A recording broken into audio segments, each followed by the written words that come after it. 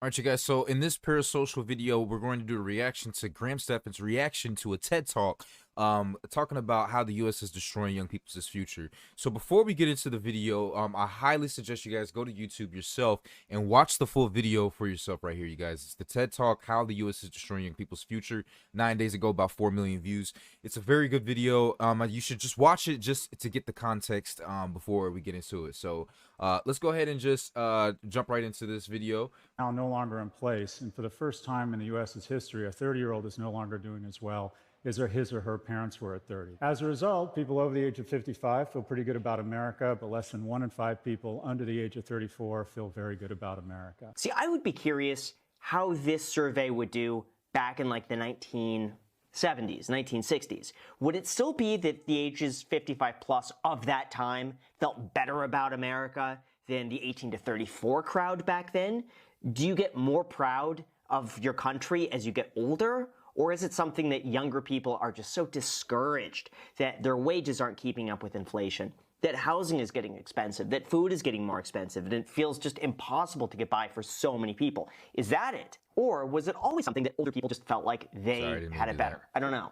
Now, that was an interesting question, you guys. So I actually have had the pleasure of doing CDC surveys with the BRFSSS, the Behavioral Risk Factor Survey Surveillance System, you guys. And I would actually talk to 55 plus people, Americans, right? And so one of the reasons why I can tell you is yes, they are happy, and a lot of them are not making money. They're bringing in like $20,000-$30,000. But the thing is that they own their homes. 1, 2, they're getting Social Security coming in, right? 3, as an older person, you don't really need much. I talk to them often, and some of the questions that they tell me, they're like, yeah, well, we realized that we don't need as much as we thought we did. So we cut our expenses dramatically.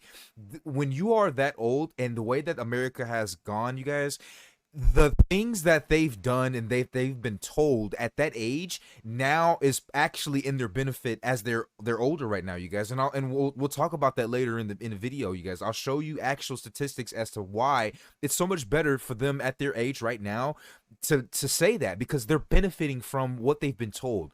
Us as 29, 30, 30, younger than like 30 and 40, you guys, we've been told a lie that actually has not been into our benefits for now, right now, you guys. Going to school, doing the, getting a degree and things like that, you guys. It's not to say that that's a lie, but it's definitely not in your benefit right now. And I'll show you guys later in the video what I'm talking about. What about wages, right? They've gone up. Well, if you compare them to the S&P, they barely register. It's been an amazing time to own assets, but your attempt to get the certification or the income such that you can acquire assets has gotten harder and harder. See, but here's the issue with this. With investing, you're going to be compounded. Your returns are going to grow more returns because you're getting more returns. Wages don't work like that. You're not going to get wages on wages on wages. And that, I think comparing the S&P 500 with the average wage, I see that as having no bearing. And I'm saying this unbiased. Like, I have really no skin in the game on this. I'm not trying to defend anybody here. I'm 34 years old. I'm in this exact demographic that he's talking about here. And I just don't see how comparing the S&P 500 with wages has any relevance whatsoever. It's really tough on that one. That's a bit of a stretch. It makes a point, a very shocking point, that investments have done so well and that wages have not kept up with investments. But like, if it were to track the S&P 500, like, people would be earning millions of dollars a year. Like at McDonald's, that doesn't make sense. Now, here's the thing. I actually agree with Graham on this right here, you guys. Now, I want to show you guys something real quick. So this is the S&P, actually, the futures contract. And the past 1, 2, 3, 4, 5, 6, 7 days is just going up, you guys. It actually broke a 20-day high from the past 20 days. It's been going up. And if you take a look back, you guys, it's just been skyrocketing, just like he said. And so the thing about this right here is that it's such a great time to actually be an investor and be in the financial markets because of the amount of money that a lot of these people have, right?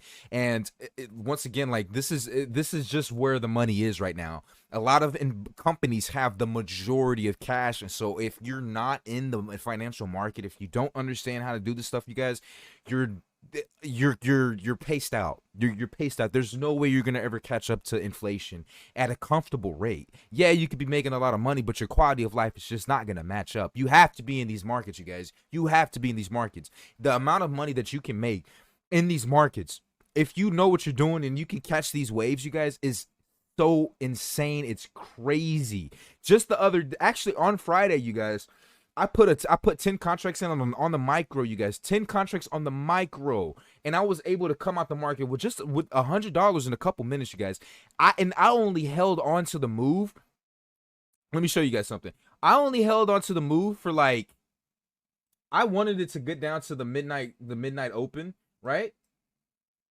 Down here, you guys. I wanted to get down to here. I only held it from like here to like here. Came out with $100. Had I held it to my initial objective to right here, I would have came out with about like $500 just with 10 micro contracts, you guys. That's insane. And so the S&P right here, like it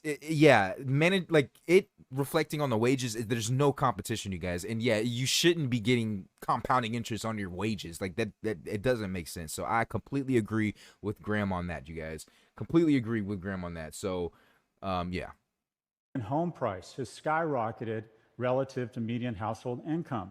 As a result, pre-pandemic, the average mortgage payment was $1,100. It's now $2,300 because of an acceleration in interest rates and the fact that the average home has gone from $290,000 to $420,000. Why doesn't anyone ever mention interest rates? When they look at home prices back then, interest rates were like 15 to 18% at their peak. Some people were taking out 20% interest rates back in like I believe it was the early 1980s when this happened, when inflation went through the roof. Inflation was, 11, 12% a year. Mortgage rates for some people were hitting 20%. So yeah, home prices relative to incomes were low, but mortgage interest rates meant that it did cost more money per month relative to how much the home cost. A few years ago, interest rates were at 2%. So comparing a house price at 2% versus comparing the house price at 15%, you're gonna have wildly different numbers. Now, not as much as the divide currently stands, all things considered, but it does play a factor. When I applied, I wanted to let him finish what he was talking about. Now, he brings up an interesting point about interest rates. Now, I was fortunate enough to be a part of the interest rate decline of 2020 from 2022, where interest rates were at an all-time low of 2%, and then watched them skyrocket up to 7% now, you guys. And so the thing about that is that we don't really, I need you guys to understand and look at this real quick, you guys. This right here, I went to go hang out with one of my friends, right? And I went to go walk in her neighborhood. And so we were walking around, you guys, and I love to look at houses. I love to just kind of look at houses and see what their estimate value is on Redfin and Zillow. Now, obviously, Zillow and Redfin is not the actual price, but it's what a lot of the majority of people who don't have access to MLS and stuff like that love to see what their properties are worth. Now, this is a house that I saw in particular, not a particularly amazing house. This is a house that I lived in back in Missouri, you guys. And back in Missouri, this was like a $200,000-$300,000 house, you guys. These people are asking $837 on the high end. On Zillow, they're asking for about, well, the tax assessment was for $250,000, just shy above $250,000. But if you go back in time, look, in 2013, you guys, this house was listed at $324,000. You get a pool in this house. You get an amazing ass backyard, you guys. You're in North Dallas. Location is absolutely amazing. And now people are looking at this and asking for $837,000, $250,000 uptick since 2013, about 10 years ago, you guys. The actual increase is so crazy from what happened during the 2020 times, you guys, from pandemic times, you guys. It's insane. In just 4 years, this is the market that we're in right now, you guys.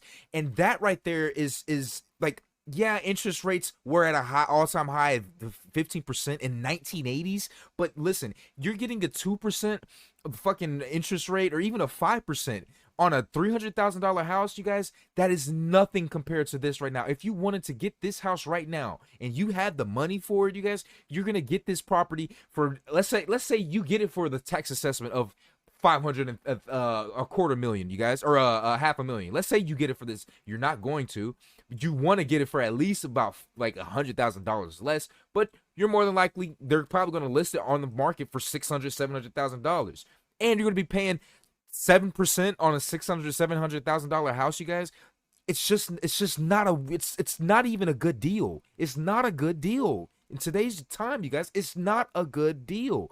Doesn't make sense, you guys. So this whole talk of interest rates and stuff like that, you guys, it's the economy that we're in right now, and exactly the effects of pre-pandemic, you guys.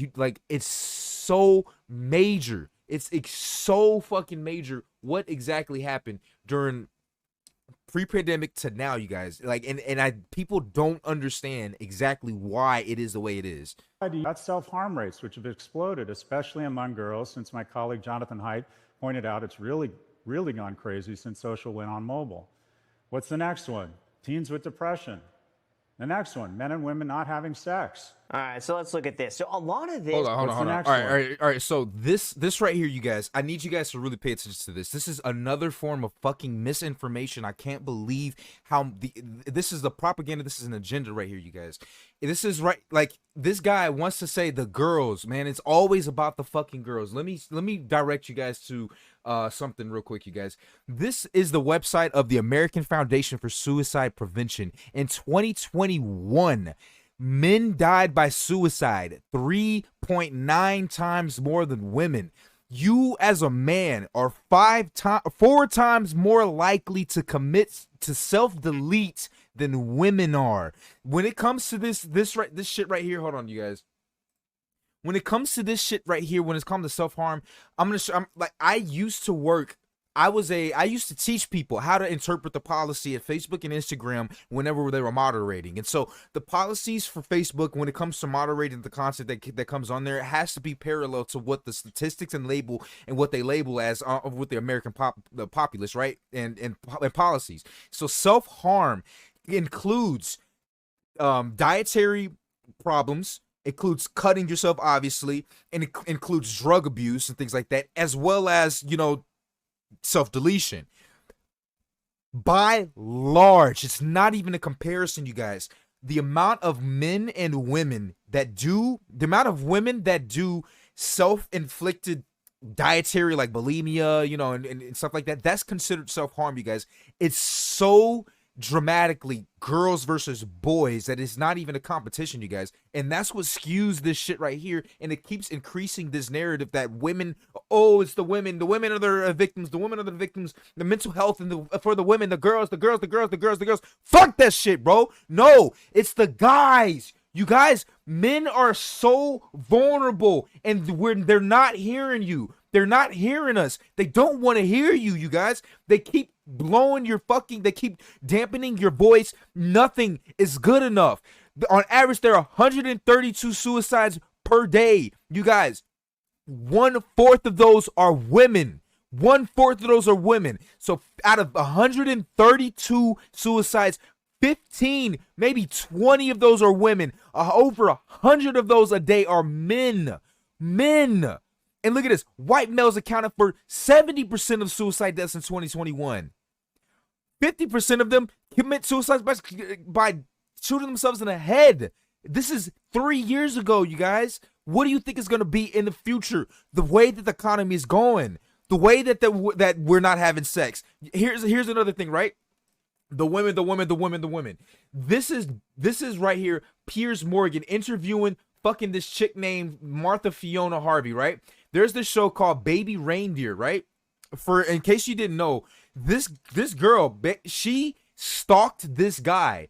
She stalked this guy for years. He went to the police. Nobody believed him. Nobody took him seriously. She stalked him for years, and she's getting interviewed. She's becoming famous for stalking a guy. What world do we live in? We live in a dystopian future, you guys. We live in a dystopian world right now. In what world can a guy stalk a woman and get a whole fucking Netflix show based around it, and you become famous?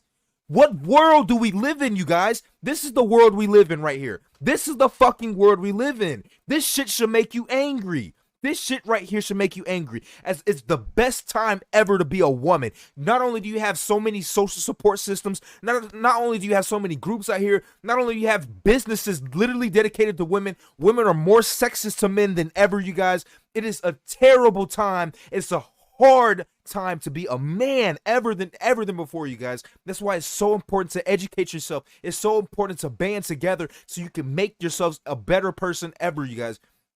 I'm not even going to talk about the dating and what it's going to look like for women in the future, you guys. But for men right now, you are 4 times more likely to self-delete than women. This shit has got to stop with all this, oh, it's the women, oh, it's the mental health of the women, the women. No, we have done such a disservice to the men and the boys out here, you guys. It's not even close. It's not even close. And not only have you done a disservice, but you don't even have a voice anymore in this time. You don't have a voice. Not even self-deleting yourself is not enough for the majority of the populace to say, okay, you know what, we got a problem. We should focus on the men. No, not even. Like, it's crazy. It's it blows my.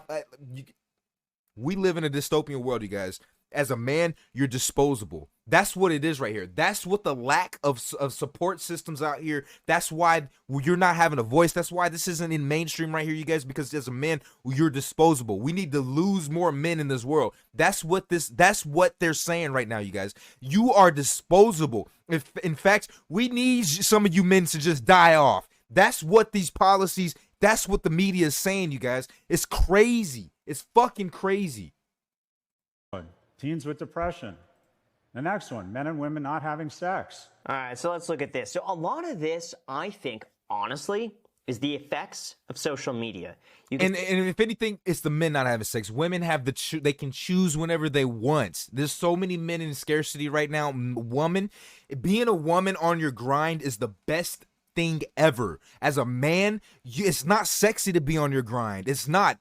Don't forget, it's almost better to be a boy toy than it is to be a responsible man in these days. As a woman, you can be on your grind, not go out and still have your sexual needs met. As a man, that don't even count. That don't even make sense. As a woman, you could be fat as fuck and still get your sexual needs being met, right? And it's not, I don't mean to say it like that. You could kill your baby, still get married. You can go touch on little kids as a teacher, and you can still get dating prospects, you guys. As a man, that doesn't even exist. Doesn't even exist, you guys. We're not even talking about the same thing. You can see a lot of this starts to take place when Facebook starts getting more popular, Instagram starts taking off. MySpace, you know, it's too small at the time to really make a noticeable effect, and it was pretty.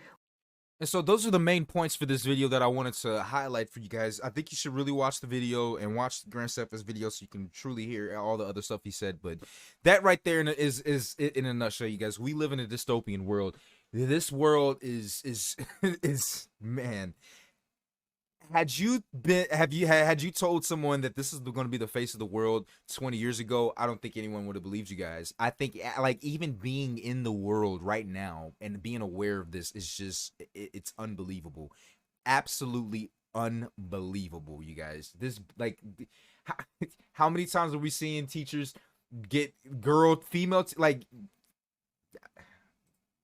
I don't even have any words, you guys. The amount of absurdity in the world that we live in today, you guys. We live in a dystopian future.